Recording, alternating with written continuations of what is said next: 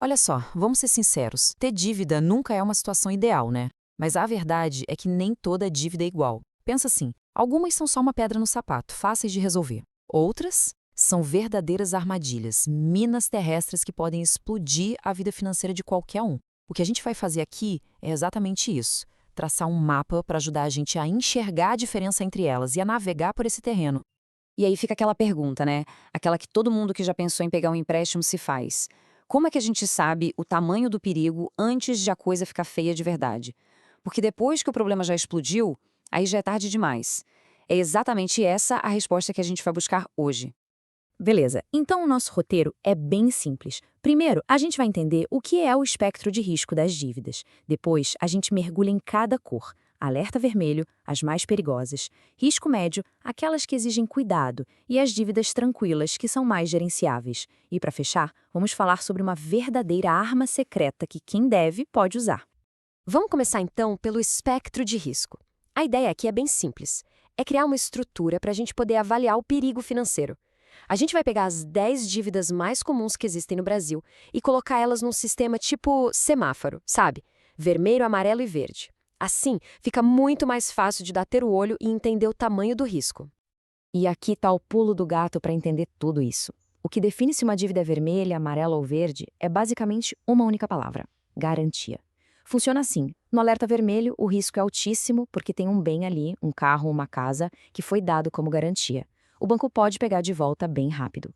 Já no risco médio, não tem essa garantia direta, então a briga vai para a justiça e a arma do banco são os juros altos. E no nível tranquilo, bom, aí as consequências são mais leves porque para o credor é muito mais difícil cobrar. A chave de tudo é essa, a facilidade que o banco tem para retomar o dinheiro. Ok, agora a gente entra na zona de perigo máximo. Alerta vermelho. São as dívidas mais arriscadas que existem e todas elas têm uma coisa em comum: a ameaça de perder um bem e perder rápido. E o primeiro dessa lista de alerta vermelho é talvez o maior vilão de todos, o famoso cartão RMC, o cartão de crédito consignado. O problema dele é que ele se parece com uma coisa, mas na verdade é outra. É um empréstimo com cara de cartão de crédito, e essa confusão é o que o torna uma armadilha tão perigosa. E olha só como funciona o ciclo da dívida infinita do RMC. É quase inacreditável. Primeiro, a pessoa recebe um valor, um empréstimo, como se fosse um saque no limite do cartão. Aí, todo mês, só o pagamento mínimo é descontado direto da folha de pagamento. E aqui que está a pegadinha. Os juros mensais, que são altíssimos, são maiores do que esse valor mínimo que é descontado. Qual o resultado? A pessoa paga todo mês, mas a dívida, em vez de diminuir, aumenta. É uma bola de neve que nunca para de crescer. Agora, vamos falar de outras duas dívidas super comuns e que também estão no alerta vermelho: financiamento de imóvel e de veículo. É o sonho de muita gente, né? Ter a casa própria, o carro na garagem, mas esse sonho pode virar um pesadelo de uma hora para outra se as coisas saírem do controle. E o perigo mora justamente na velocidade com que tudo pode acontecer. O processo de retomada é absurdamente rápido. No primeiro dia, chega uma notificação do cartório. Se em 15 dias a dívida não for paga, o imóvel ou o carro já vai para leilão. E em 30 dias, já era. O bem é leiloado e a pessoa pode ser despejada ou ter o veículo apreendido. É tudo muito rápido, muitas vezes sem nem passar por um juiz.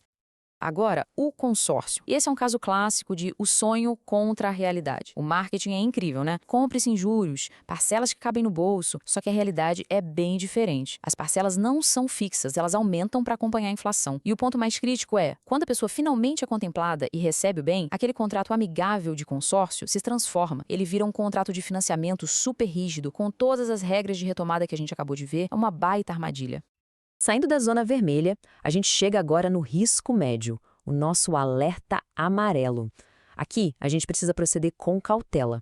O perigo não é mais a perda imediata de um bem, mas a coisa se enrola de outras formas, principalmente com juros altíssimos e a possibilidade de parar na justiça. E aqui a gente está falando principalmente de empréstimo pessoal e daquela novidade, o Pix parcelado. O que eles têm em comum? Não existe uma garantia real, um bem atrelado. Então, qual é a arma do credor? Juros. Juros nas alturas que servem para pressionar e, no limite, levar o caso para a justiça para tentar forçar o pagamento. Mas olha que interessante. Como não tem garantia, o jogo muda um pouco de figura. O banco não pode simplesmente ir lá e tomar um bem. ele precisa abrir um processo na justiça. E na justiça existem proteções, como a impenhorabilidade do salário ou de uma parte da poupança. Sabendo disso, os bancos ficam muito mais abertos a negociar. É por isso que nesse tipo de dívida é muito comum conseguir grandes descontos para quitar o débito. O poder de barganha de quem deve aumenta. Agora, vamos falar de uma armadilha específica, bem particular: o empréstimo com garantia do FGTS. O perigo aqui não é o que parece. É um risco que fica escondido, de longo prazo, e que muita gente só vai perceber quando mais precisa do dinheiro. É o seguinte: para pegar esse empréstimo, a pessoa precisa abrir mão de um direito importantíssimo, o saque do FGTS em caso de demissão sem justa causa. Pensando absurdo. A pessoa pega um dinheiro agora, mas se for demitida amanhã, sai do emprego de mãos abanando, sem aquela reserva que seria fundamental para se reerguer. O risco não é não pagar a dívida, é ficar completamente desprotegido no futuro. Muito bem, agora a gente chega na última categoria, as chamadas dívidas tranquilas. E aqui vale um aviso, né? Nenhuma dívida é realmente tranquila. Mas comparado com as outras, as consequências de um eventual não pagamento aqui são bem menos severas. 400%. Esse número parece assustador, e é. Essa é a taxa média de juros ao ano do rotativo do cartão de crédito no Brasil. É uma das mais altas do mundo. E aí vem a grande ironia. É justamente por ser tão absurdamente alta que essa dívida acaba entrando na nossa categoria tranquila. Parece loucura, né? Mas faz sentido e eu já explico por quê. A lógica é a seguinte: no caso do cartão de crédito, os próprios bancos sabem que esses juros de 400% são tão abusivos que fica difícil defender na justiça. Por isso, eles raramente entram com um processo. Preferem 1000 vezes oferecer um acordo com um desconto gigante. A mesma coisa vale para o cheque especial, que tem uma cobrança toda confusa e cálculos fáceis de contestar. Já o consignado tradicional é tranquilo por outro motivo. Como o desconto é direto na folha, a chance de não pagar é quase zero. O risco é baixo para todo mundo. O ponto em comum é que, em todas elas, a posição do banco para uma briga judicial é fraca. Beleza, a gente passou por todas as cores do nosso semáforo de risco. Mas no fim das contas, tudo isso, do vermelho ao verde, se resume a um único princípio fundamental. E entender esse princípio é a verdadeira arma secreta para virar o jogo em qualquer negociação de dívida. E a grande verdade é esta: o risco real de uma dívida não tem a ver com o valor, mas sim com a facilidade que o banco tem para cobrar o dinheiro de volta. Simples assim. Se for fácil, como tomar um carro ou uma casa que está em garantia, a dívida é extremamente perigosa. Agora, se a cobrança for difícil, cheia de obstáculos legais, aí o poder de negociação muda de lado. E se o conhecimento é a arma secreta, essa aqui é a munição. Existe um documento chamado Demonstrativo de Evolução do Débito. É um direito de qualquer pessoa que tenha uma dívida. Ao pedir isso, o banco é obrigado a abrir a caixa preta e mostrar linha por linha cada juro, cada taxa, cada centavo cobrado. E acredite, muitas vezes aparecem erros, cobranças indevidas, e isso vira uma alavanca poderosíssima na hora de negociar um desconto.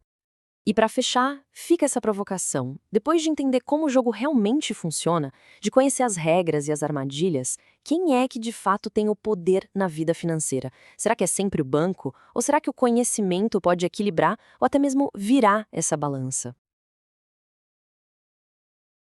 Sou Alex Rudson e te agradeço por assistir esse vídeo. Se você gostou desse conteúdo, se inscreva em nosso canal, deixe seu like e um comentário, pois isso me incentivará a trazer mais vídeos como este. Até o próximo vídeo. Bye!